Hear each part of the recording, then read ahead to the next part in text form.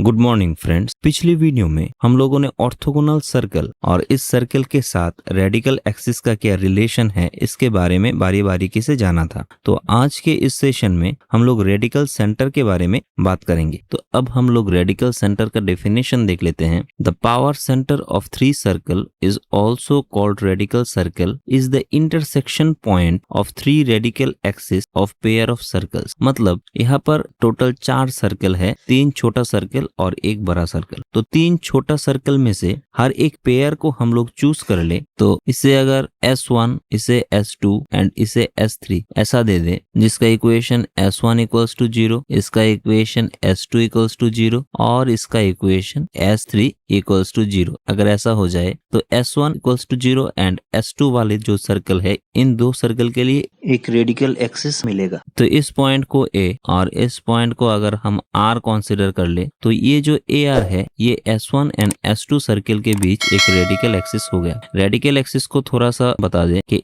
यहाँ पर ये जो एक्सिस है, यहाँ पर कोई एक पॉइंट हम लोग कंसीडर करें तो इस पॉइंट का लोकस होगा, जहां से कोई एक पॉइंट से अगर इन दोनों सर्कल के ऊपर हम लोग टेंजेंट ड्रॉ करें तो ये दोनों टेंजेंट का लेंथ इक्वल हो जाएगा। फिर यहाँ से एक टेंजेंट ड्रॉ करें तो ये दोनों टेंजेंट का लेंथ भी इक्वल हो जाएगा। ऐसे करके हम लोगों को एक पथ का इक्वेशन मिलेगा जिसे हम लोग रेडिकल एक्सिस बोलते हैं। तो मान लेते हैं ये AR जो है ये circle S1 and circle S2 के बीच रेडिकल एक्सिस है। सिमिलरली BR जो है वो सर्कल S2 एंड S3 के बीच रेडिकल एक्सिस है एंड CR जो है वो सर्कल S1 एंड S3 के बीच रेडिकल एक्सिस है। तो ये तीनों रेडिकल एक्सिस कोई एक पर्टिकुलर पॉइंट R में इंटरसेक्ट करता है। इस पर्टिकुलर पॉइंट को हम लोग बोल सकते हैं रेडिकल सेंटर। मतलब the power centre of three circle also called radical centre if intersection of three radical axis. आप लोग देख रहे हैं AR, BR and CR, 3 radical axis का इंटरसेक्टिंग जो पॉइंट होता है उसे हम लोग रेडिकल सेंटर बोलेंगे। अब इस रेडिकल सेंटर से तीनों सर्कल के ऊपर जो टेंजेंट हम लोग ड्रॉ कर सकते हैं उस पॉइंट ऑफ कांटेक्ट को हम लोग चूज करें और इसे हम लोग सपोज M दे देते हैं। तो यहाँ पर जो पॉइंट ऑफ कांटेक्ट होगा इस छोटे वाले सर्कल के साथ, इस पॉइंट ऑफ कांटेक्ट एंड इस रेडिकल सेंटर को कंसीडर करके इन दोनों को ज्वाइन करके जो रेडियस आएगा इसे हम लोग R1 दे देते हैं। तो इस R1 को रेडियस लेकर जो सर्कल हम लोग ड्रॉ कर सकते हैं इसे हम लोग रेडिकल सर्कल बोलते हैं। और ये रेडिकल सर्कल यहाँ पर जो 3 छोटे छोटे सर्कल है हर एक सर्कल के साथ ऑर्थोगोनली इंटरसेक्ट करता है। ये डेफिनेशन में भी लिखा है, if radical centre lies outside the three circle then it is a centre of unique circle. देखिए यहाँ पर लिखा गया है ये रेडिकल सेंटर जो है ये तीनों सर्कल के आउटसाइड में सिचुएटेड है, ये R पॉइंट। तब यहाँ पर इस MR का रेडियस लेकर कोई भी एक रेडियस आप लोग ले सकते हैं। यहाँ पर MR दिया गया है, यहाँ पर N हो, यहाँ पर L हो, तो MR, NR और LR कोई भी एक को लेकर रेडियस लेकर आप ये सर्कल ड्रॉ कर सकते हैं। तब इसको रेडिकल सर्कल बोला जाएगा that intersect 3 given circles orthogonally. यहाँ पर दिया भी गया है ये सर्कल तीनों सर्कल के साथ ऑर्थोगोनली इंटरसेक्ट करता है। ऑर्थोगोनली इंटरसेक्ट करता है मीन्स ये जो एंगल होंगे ये परपेंडिकुलर या 90 डिग्री हो जाएगा हर एक एंगल के लिए, 90 डिग्री, 90 डिग्री एंड 90 डिग्री। तो आशा करता हूँ यहाँ से रेडिकल एक्सिस का जो कॉन्सेप्ट है ये पूरा आप लोगों को क्लियर हो गया होगा। अब रेडिकल सेंटर के ऊपर एक प्रॉपर्टी या थ्योरम आप लोग बोल सकते हैं, ऐसा है कि the radical centre of the three circle describes on the side of a triangle as diameters is orthogonal of a triangle. मतलब यहाँ पर बोला गया है कि कोई एक ट्राइंगल यहाँ पर हम लोग ऐसे चूज कर ले A, B एंड C। अब इस ट्राइंगल की हर एक साइड को एक डायमीटर मानकर हम लोग 3 सर्कल अगर ऐसा ड्रॉ करें, S1 equals to 0, S2 equals to 0 and S3 equals to 0, तो इन तीनों सर्कल का जो रेडिकल सेंटर आएगा वो रेडिकल सेंटर इस ट्राइंगल के ऑर्थो सेंटर हो जाएगा। तो सर्कल S1 एंड S3 का रेडिकल एक्सिस कैसे ले सकते हैं, हम लोगों ने देखा भी था रेडिकल एक्सिस के टॉपिक में कि कोई दो सर्कल अगर एक दूसरे को इंटरसेक्ट करे तो इन दैट केस इन दोनों का जो रेडिकल एक्सिस आएगा वो इन दोनों के जो कॉमन कॉर्ड होगा उसी को ही हम लोग इन दोनों सर्कल का रेडिकल एक्सिस बोलेंगे। अगर आप लोगों ने ये टॉपिक नहीं देखा तो लिंक को प्रेस करके वो टॉपिक देख सकते हैं। तो मान लेते हैं S1 S3 सर्कल का जो रेडिकल एक्सिस है उसे हम लोग mn नाम दे देते हैं। S1 S2 सर्किल के बीच जो रेडिकल एक्सिस है उसे हम लोग TU नाम दे देते हैं एंड S2 S3 सर्किल के बीच जो रेडिकल एक्सिस है उसे हम लोग PQ नाम दे देते हैं। अब ये तीनों रेडिकल एक्सिस का जो इंटरसेक्टिंग पॉइंट है इसे हम लोग R नाम दे देते हैं। यही तो हो जाएगा रेडिकल सेंटर। और ये जो रेडिकल सेंटर है ये इस ट्राइंगल ABC का ऑर्थो सेंटर हो जाएगा। इसको आप लोगों को प्रूफ करना है, जहां पर इस ट्राइंगल का हर एक साइड इन तीनों सर्कल का डायमीटर है। मान लेते हैं A पॉइंट का जो कोऑर्डिनेट है वो है x1 y1, B पॉइंट का जो कोऑर्डिनेट है ये हो गया x2 y2 and C point का जो कोऑर्डिनेट है ये हो गया x3 y3। तो कोई एक सर्कल का डायमीटर अगर हम जाने तो वहां से सर्कल का इक्वेशन हम लोग लिख सकते हैं through diametric form of circle. अगर ये टॉपिक आप लोगों ने नहीं देखा तो लिंक को प्रेस करके ये टॉपिक देख सकते हैं। तो डायमेट्रिक फॉर्म ऑफ सर्कल का जो इक्वेशन हो जाएगा, अगर हम लोग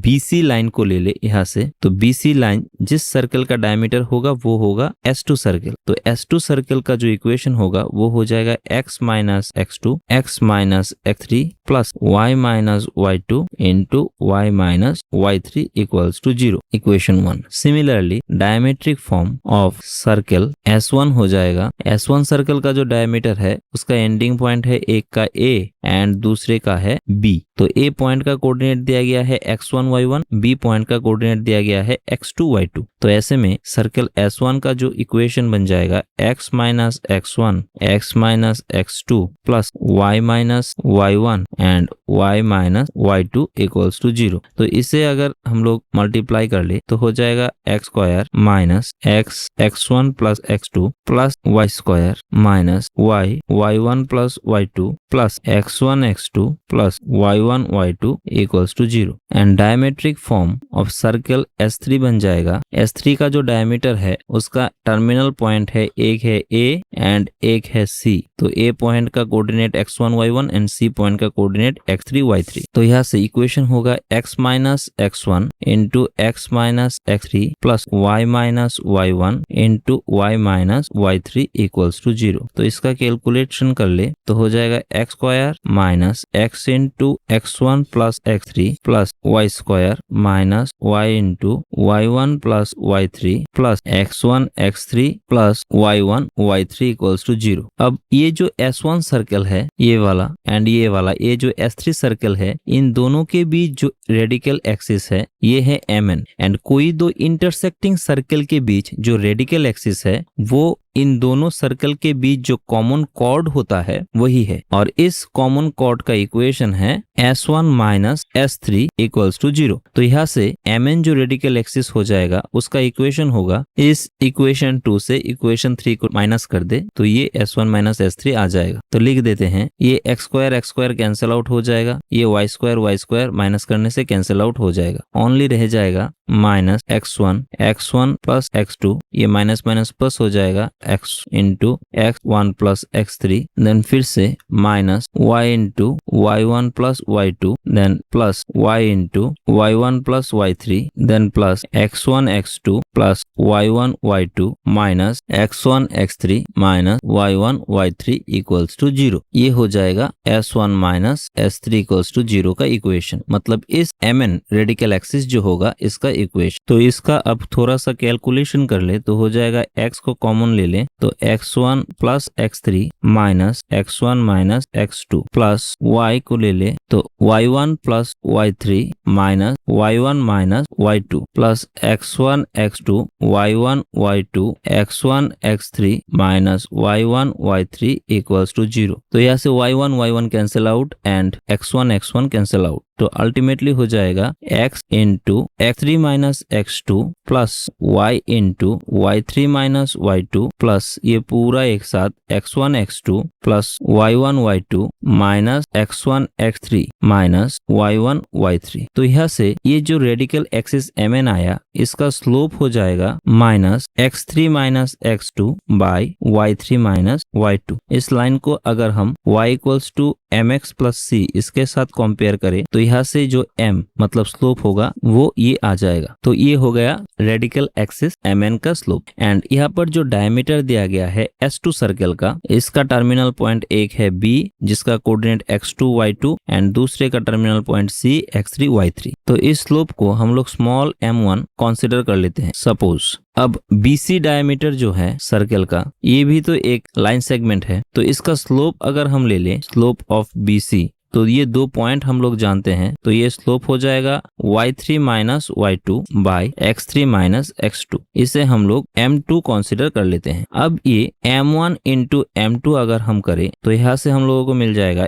x3 minus x2 by y3 minus y2 into y3 minus y2 by x3 minus x2। ये पूरा कैंसिल आउट हो जाएगा और यहाँ पर रह जाएगा ओनली -1। तो यहाँ से हम लोग देख रहे हैं mn जो रेडिकल एक्सिस है इसका स्लोप BC जो डायमीटर है S2 सर्कल का, इस S2 सर्कल का यहाँ पर जो BC है इसका स्लोप एक दूसरे के साथ इन दोनों स्लोप का अगर प्रोडक्ट करे तो -1 आता है। मतलब ये रेडिकल एक्सिस इस डायमीटर BC के ऊपर परपेंडिकुलर है, मतलब यहाँ पर जो एंगल होगा वो 90 डिग्री हो जाएगा। तो यहाँ से लिख सकते हैं MN जो है वो परपेंडिकुलर है BC के ऊपर। इन द सेम वे हम लोग दिखा सकते हैं BU जो है वो परपेंडिकुलर है AC के ऊपर। यहाँ पर जो BU रेडिकल एक्सिस है या TU आप लोग बोल सकते हैं, ये जो TU है वो परपेंडिकुलर है इस AC डायमीटर के ऊपर जो सर्कल S3 का डायमीटर है ये वाला। एंड PQ जो रेडिकल एक्सिस है ये वाला, ये AB जो डायमीटर है सर्कल S1 का इसके ऊपर परपेंडिकुलर है। एंड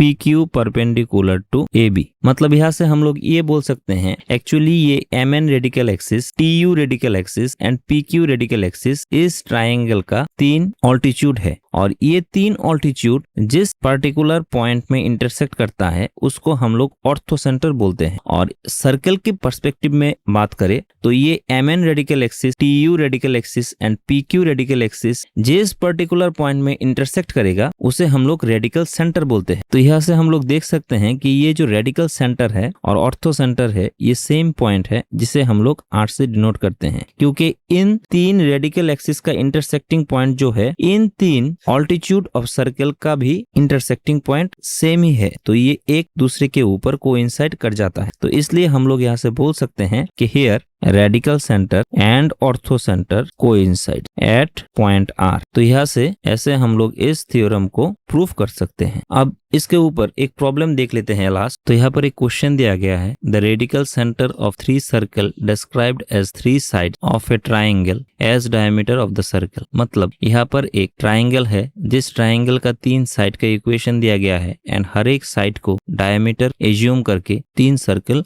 ड्रॉ किया गया है। तो सिंस 3 सर्कल ड्रॉ किया गया है तो यहाँ पर 3 रेडिकल एक्सिस होंगे और इन 3 रेडिकल एक्सिस का जो इंटरसेक्टिंग पॉइंट है उसे हम लोग रेडिकल सेंटर बोलते हैं। तो आप लोगों को इस रेडिकल सेंटर का जो कोऑर्डिनेट है उसे निकालना होगा। तो कैसे कर सकते हैं, पहले तीनों साइड का जो इक्वेशन है वो लिख लेते हैं। 4x minus 7y plus 10 equals to 0, then x plus y equals to 5 and third is 7x plus 4y minus 15 equals to 0। तो एक बात आप लोग गौर कीजिएगा, फर्स्ट वाले का जो स्लोप है उसे अगर हम m1 ले लें तो ये स्लोप हो जाएगा 4/7 एंड थर्ड वाले का जो स्लोप है इसे अगर m2 हम लोग ले लें तो ये हो जाएगा -7/4। अब m1 इंटू m2 करें तो ये आ जाएगा -1। मतलब ये जो दो लाइन है ये एक दूसरे के ऊपर परपेंडिकुलर है। अब कोई एक ट्राइंगल का कोई एक एंगल अगर 90 डिग्री हो तो ये एक राइट एंगल ट्राइंगल बन जाता है। मतलब ये ऐसे एक राइट एंगल ट्राइंगल बन जाएगा ABC, जिस ट्राइंगल के तीनों साइड को डायमीटर एज्यूम करके 3 सर्कल ड्रॉ किया जाएगा। अब इन तीनों सर्कल का जो रेडिकल सेंटर होगा ये इस सर्कल का ऑर्थो सेंटर हो जाएगा। ये प्रूफ हम लोगों ने थोड़ी देर पहले किया था और हम लोग जानते हैं कोई एक राइट एंगल ट्राइंगल में जो ऑर्थो सेंटर होता है वो राइट एंगल वाला जो पॉइंट है, मतलब ये B पॉइंट यही हो जाएगा। तो इस पॉइंट B में हर एक लाइन जो है ऑपोजिट साइड में आकर 90 डिग्री एंगल क्रिएट करता है। ये देखिए AB जो है वो BC के ऊपर 90 डिग्री, देन BC जो है वो AB के ऊपर 90 डिग्री। अब यहाँ से कोई एक लाइन ले ले B पॉइंट से तो ये ऑपोजिट जो साइड है AC उसके ऊपर भी 90 डिग्री बन जाएगा। मतलब ये B पॉइंट जो है ये तीनों ऑल्टीट्यूड का इंटरसेक्टिंग पॉइंट है, दैट्स वाई ये B पॉइंट ऑर्थो सेंटर बन जाएगा। तो यही ऑर्थो सेंटर रेडिकल सेंटर भी हो जाएगा। तो यहाँ से इस B पॉइंट का कोऑर्डिनेट हम लोग निकाल सके तो यही रेडिकल सेंटर का कोऑर्डिनेट भी बन जाएगा। तो अब यहाँ से इस B पॉइंट को कोऑर्डिनेट को निकालने के लिए इन दोनों लाइन का इंटरसेक्टिंग पॉइंट निकालना बहुत जरूरी है। तो इंटरसेक्टिंग पॉइंट निकालने के लिए पहले इन दोनों लाइन को लिख लेते हैं। 4x - 7y + 10 = 0, ये इक्वेशन 1 है। एंड 7x + 4y - 15 = 0, ये इक्वेशन 3 बन गया। तो यहाँ से x = लिख सकते हैं 105 - 40 = y/ 70 + 60 एंड 1/16 + 49। ये हमने क्रॉस मल्टीप्लिकेशन अप्लाई करके ये इक्वेशन निकाला। तो यहाँ से x = बन जाएगा 65, ये भी 65 एंड y = बन जाएगा 130 और ये बन जाएगा 65। तो यहाँ से x = हो जाएगा 1 एंड y = हो जाएगा 2। मतलब ये रेडिकल सेंटर और ऑर्थो सेंटर का जो कोऑर्डिनेट होगा वो हो जाएगा 1,2 एंड हेंस द आंसर। तो आज हम लोग यहीं पर अपना सेशन कंक्लूड कर देते हैं। नेक्स्ट डे हम लोग और कुछ नया देखेंगे। तब तक के लिए thank you and good bye.